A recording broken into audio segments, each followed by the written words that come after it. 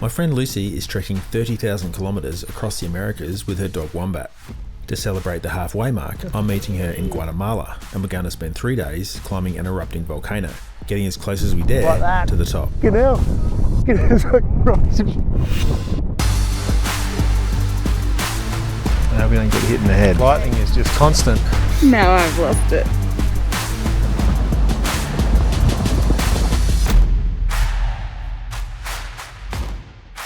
This whole thing was kind of last minute, so we're figuring it out on the run. We've just arrived at the base of the volcano and we're packing for a 3-day trek. So just looking at it on Google Maps, you can see that's the main volcano called de Fuego, which fuego means fire. It's mostly bare and it has large eruptions, and 2,000 people died 5 years ago when there was a major eruption. So it's essential items only, like wine in a Gatorade bottle, which can double as a piss bottle. Wait, can we take a photo while we're still friends? Well, we're still friends. You don't sound that confident that it's going to last. Well, you know. So this is the trailhead and we're off into the darkness. Have you got a head torch? Yeah, I do, but it's pretty shit, so I'm just using yours. How much do you reckon you're carrying? 12? 12, yeah.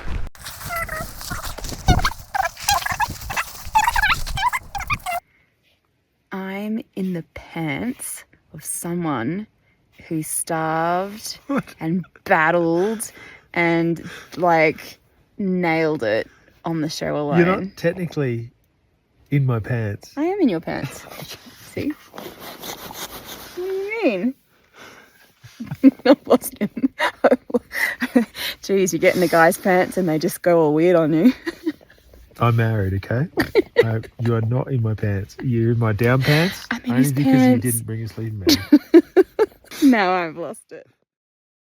Hello, puppy. Oh, you're on time. There's only one spoon, isn't there? So you, by the time you finish mine will be well soggy. I like soggy. Do you want to go first? There you go. This is a really cool tent. It basically has no poles. It's chocked up with a hiking pole. It's incredibly light. I think it's 700 grams without poles. We've got a long hike ahead, 1,300 vertical metres, and we arrived in the dark, so it's nice checking out the beautiful plants around us and looking at the awesome light shining in through the trees. I just heard 2 explosions off in the distance. I assume from the volcano, so that's kind of good. They get active, which is what we came here for. She's just pretending to go past. She's pretending she's super fit. And then as soon as the camera's off, you're like, oh god, it's low. Lucy is actually pretty fit because she's aiming to be the first woman to ever walk the length of the world. She started at the southern tip of South America, Ushuaia, and she's aiming for the northern tip of Alaska. It's a 30,000 kilometre walk. Right now, she has just hit the halfway mark here in Guatemala, so she's walked 15,000 kilometres so far, and that has taken her 3 years. That actually, keeping my heel down like that burns. Yeah, and we have less fatty padding on our feet. Women do. That's why it's really important to have gender-specific shoes. Huh. There you go. Yeah, I had to replace some shoes and there was no other option in sizing. I had to go men's. Worst 2 weeks of my walk. I come bearing gifts all the way from Australia. You know what they are. Yay! Oh my gosh, you want to... Oh yes! Right, that's new versus old. How many Ks have these ones done? Over 1,000. So 1,000 Ks, that's about 30 days of walking, right? I guess a month and a half to 2 months is fair. What are you carrying, 14 kilos? 10 kilos, although I don't know that that's true. I need to weigh my bag. I just tell everyone 10 kilos. I actually would rather have a size up so that if I need to pack fast, I don't have to, I can just chuck stuff in. Yeah. I'm kind of moved beyond needing to have a small bag to stop myself overpacking. At 1,000 kilometres per pair of shoes, she must be up to her 15th pair. And I got a feeling for that scale as I flew in to see her, looking down and thinking that she has walked every single inch of Central America and Southern America. It's a logistical nightmare, and she's often walking on bush tracks, and she's not following the most direct path, which would be along major highways. She's taken little tracks, sometimes overland, sometimes paddling like she did in the southern end of South America. So she's taking the route that's going to optimize the experience she has with the beautiful wilderness area she's traveling through, and also people. The further you get off the beaten track, the more rewarding the experiences are, the more excited people are to meet a foreigner, and the greater the depth of the relationships you form. So of course, when I tried to meet up with Lucy, she wasn't next to a major highway. I had to hire a car, drive for about 5 hours, and then go down some pretty dodgy dirt track that the hire car company definitely wouldn't have wanted to know about. We're co-located. There she is. What are you doing in my neighbourhood? And this is where the problems started to mount with her furry little friend. In my mind, that's what we were capturing. I was going to reach a halfway point. We were going to celebrate it.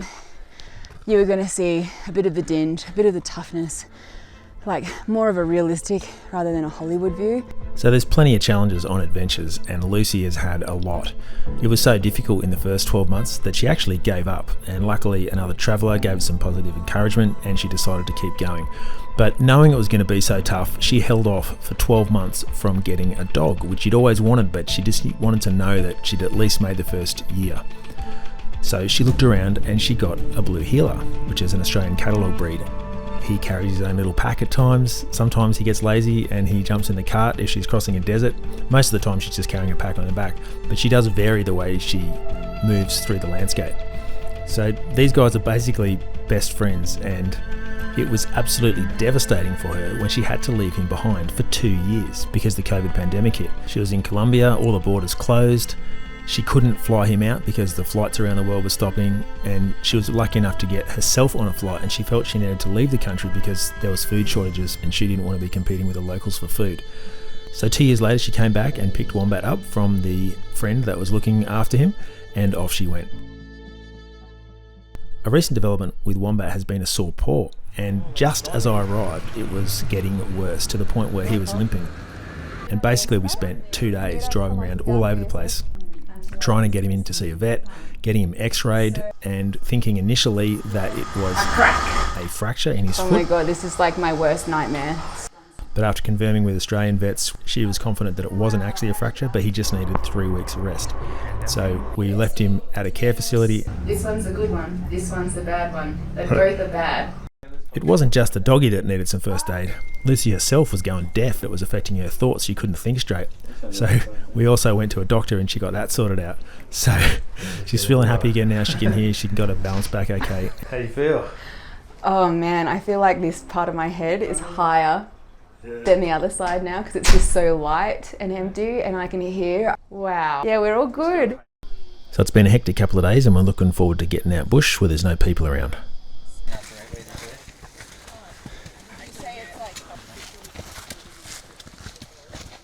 Holy moly. Do you know how many people are up? Yeah. Did you just say that 200 people a day summit in low season, which is now, and 500? So we're on a well-trodden cattle path here. Now I have to be really appreciative of how clean it is. I mean, I've been annoyed at the rubbish that I've seen, but that's... Yes, I agree. It has been fairly clean. They must be... What was that? Throwing my rubbish. Oh, right. They must be cleaning up after all the tourists. And so? Yeah, sure. Thanks. Oh, you could have got chocolate ones. Well, no, I don't think I can, actually. Why not? They haven't discovered the marvels of chocolatey nuts. Amateur, like I said before. Amateur. They're my favourite, that and chocolate sultanas. Oh, so good. Strawberries. I had a freeze-dried strawberry. That's my present to myself when I finish this walk. Yeah. I'm buying a freeze dryer. I eat bread every day and stale biscuits. Oh, lo siento. Someone's been mean to Ay, that baby. Oh. una caballo. There you go. Mystery solved. Is that a mule or just a horse? We'll soon be leaving the heavily wooded lower slopes of the volcano and getting up to the higher parts. Now this volcano is almost 4,000 metres high. That's greater than 12,000 feet. We've mitigated the risk a bit by following up an adjacent volcano and then crossing over onto the more dangerous part. But from there in particular, it gets dangerous. Not only because this is active, because it's actually erupting. It's quite a difference. The safest way to get up closer to the eruption is to follow this ridgeline, which is mostly wooded, but then it tends towards no vegetation because it's freshly being landed upon by rocks spewed out of the volcano called ejecta. When managing risk, you really do need to look at the positives and the upside. And this is probably the only time that Lucy and I are going to be on a volcano like this. So I feel, and she feels as well, that it's worth taking a little bit of risk, but just trying to minimise how long we're exposed to it. But we certainly want to get as close as we can to get good shots and feel like we've experienced something really magical and powerful. It is just going to be a bit risky.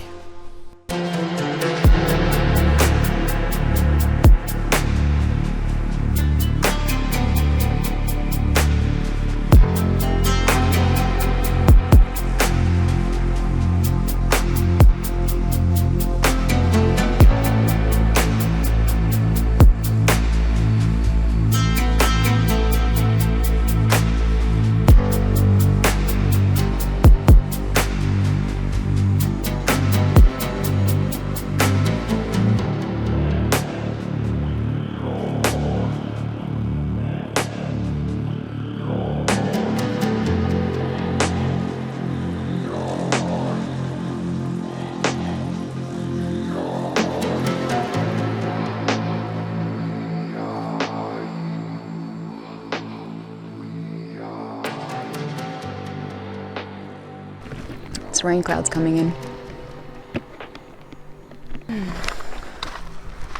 We can hear eruptions going boom, boom. Roux meat. So I ate lots of roux meat on my Great Barrier Reef expedition, and I was thinking it'd be cool if people could taste it, like when they read the book or whatever. And this company has been sending me some, and I wanted to see if you liked it. It looks like prosciutto. Yeah. Can I eat it? Yeah, it's 60% kangaroo, 40% beef. Oh, it's like sausage. Yeah, I really like it. There's a discount code. If you buy it, you get 10% off.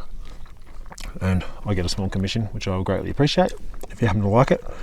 One of those things when once you start eating it, you kind of can't stop. This is going to be like the best thing you've ever eaten. Kangaroo.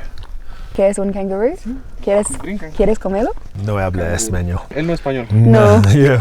Hay un montón. Entonces hay ocasiones cuando los fincas tienen que matar para controlar. After 3 years in Spanish-speaking countries, Lucy is now fluent, or at least to me she sounds fluent. She reckons she doesn't sound that good.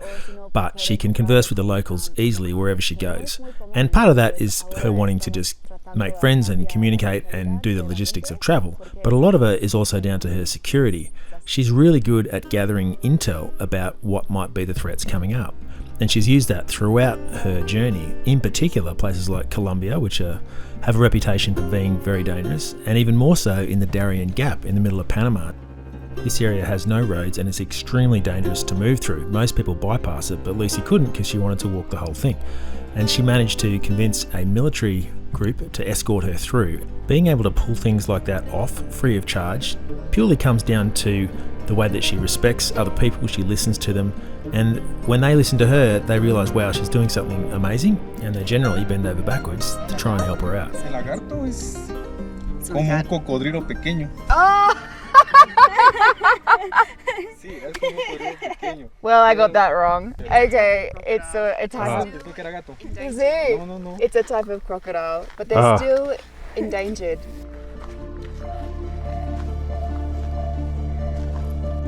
The area we scoped out to camp turned out to be full of these little huts that are used to house the tour groups that come through. So we were hoping we could scrounge a little flat bit of land to put up our tent. Just had a fleeting glimpse almost of the peak, and now it's just closed in again.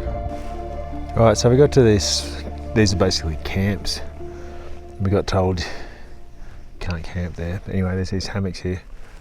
And the altitude's pretty high, 3,600, so I'm actually feeling the effects of altitude sickness, just fatigue basically. So the volcano just erupted. Whoa, it's all the way up there now. So this is a great place to sit and watch. So I'm just going to set the camera up on a tripod and watch the action. It'd be nice if these clouds cleared away. Now we've got complete block out. I have altitude sickness. So Mike's doing everything and I'm just pointing and being like, look over there. I've got a pretty crushing headache. When I'm moving, it's like more of a 7. And if I bend into my backpack, like if I bend over, I feel nauseous. Yeah. And the headache's heavier because all the blood's in my head. Yeah, I feel slightly tired. A headache, maybe 1 or 2 out of 10. Oh, that's great. I'm not going to lie, I'm envious, but I'm glad that one of us is good. Yeah. Well, that was a pretty cool eruption just then. That's amazing. So, what do you reckon? Let's head down to the saddle. That'll lose 300 metres in altitude.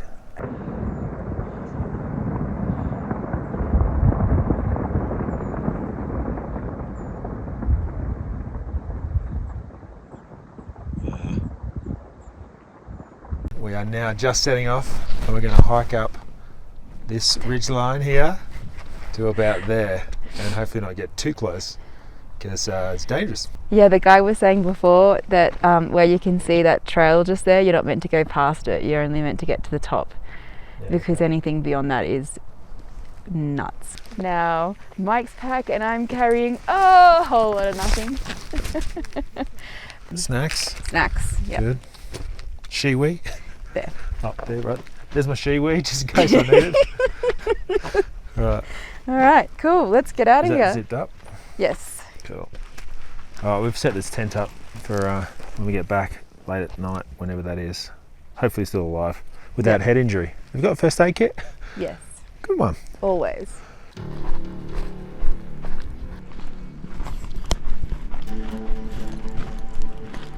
This is the Puente. Oh, this is a good landmark to think of.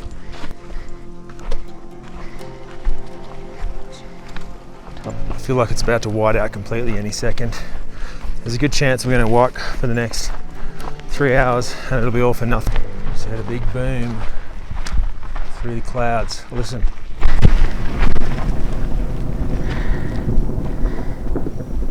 There must be rocks landing after they've been thrown in the air. You're right, I agree.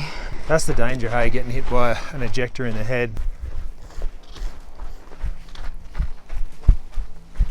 Lucy's enjoying the pace because she's saying just under head throb speed.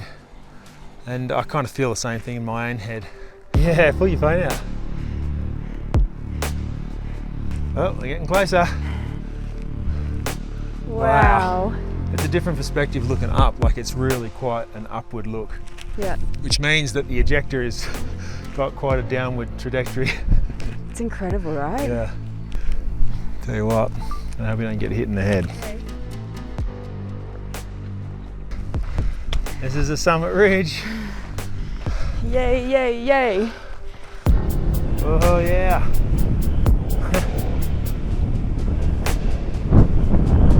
That is amazing.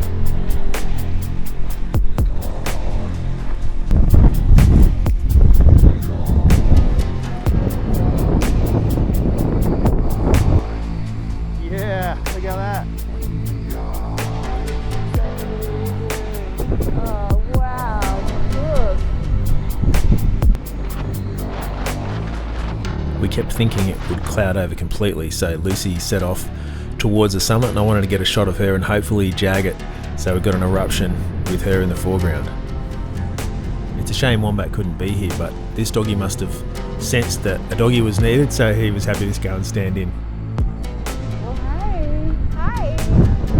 It's so cool that the relationship that she must have with Wombat, doing this epic trip across the world with one dog, and then to be able to go home to Australia and bring the dog with you is something that is just going to be really valuable to her in the future.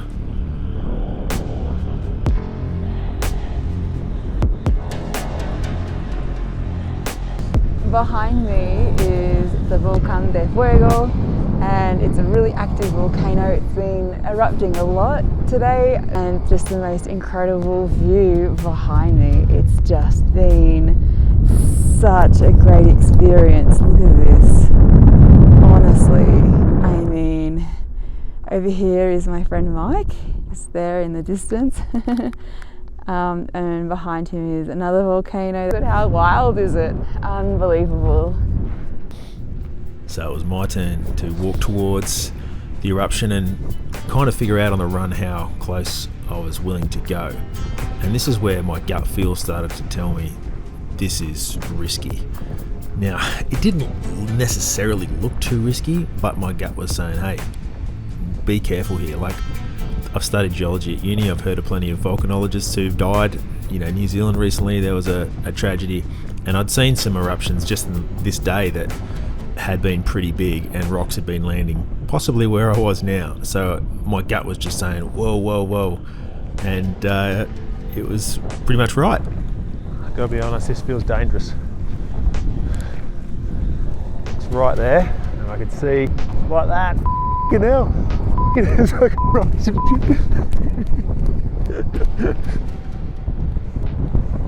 There's rocks, see all the rocks falling down the slope.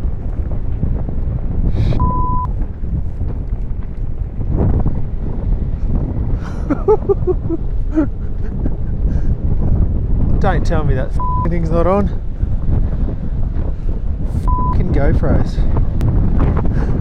All these rocks got spat in the air. My bloody GoPro's not behaving because the batteries, it's too cold for the batteries.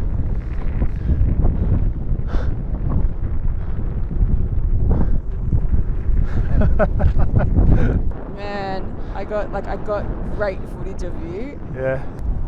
Lucy went for another try, and then just like that, it all whited out. So it's just clouded over. We were getting some epic shots, and no kidding, I was up there and the GoPro turned itself off just as an explosion happened, and I was running. I was running like a chicken. It was such a great moment, and it just let him down. It's like catching a big fish and then losing it right at the edge.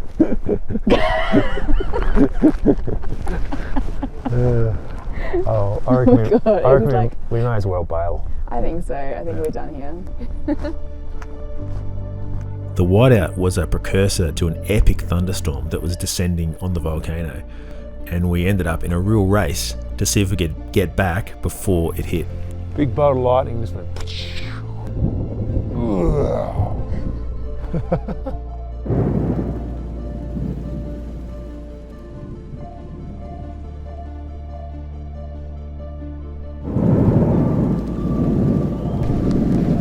The lightning is just constant, Isn't it? enough that it can actually illuminate the path for you.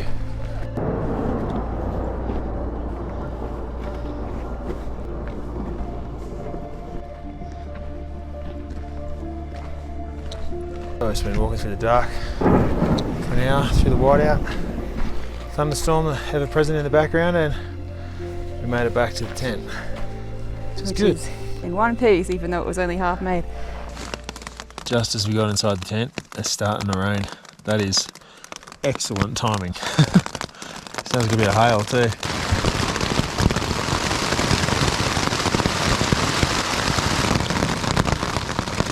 Alright, do you know what you got? Nachos. Cheese and frijoles, which I think it tastes similar to refried beans. Maybe it's the same thing. What do you think? No idea. Pretty buggered too, actually. It's been a pretty bloody long day. Yeah. Yeah, it is flogging it down.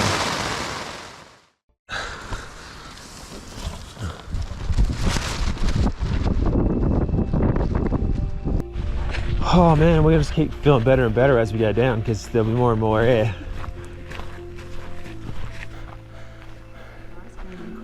That's a perfect end to a hike. There's this beautiful cafe thing. We just ate crepes with ice cream and had a coffee. On a ski slope. Yeah. Now we're just going to walk down the hill to the car and then keep going. But yeah, it's not often you get to finish an adventure in style. I am not into high fives, but high five. Oh, that was pretty. That one really was. And it's kind of one of those where people are like, everything's epic, but that actually legitimately, there wasn't a single time that the volcano erupted where we didn't get excited. So that was our volcano hike. I hope you enjoyed it. Lucy has still got the second half of her walk across the world to complete, all the way up to the top of Alaska. So you can follow what she's doing on her YouTube channel and also follow her on Instagram. She does a lot of different stories and she's very entertaining to watch, so jump on and have a look. I also had a long chat to Lucy on my Outback Mike Survival and Adventure podcast. So if you want to hear more details and stories about how she handles security and handles life on the trail, go and check that out. I'll put links to all of these in the description. Thanks heaps for watching.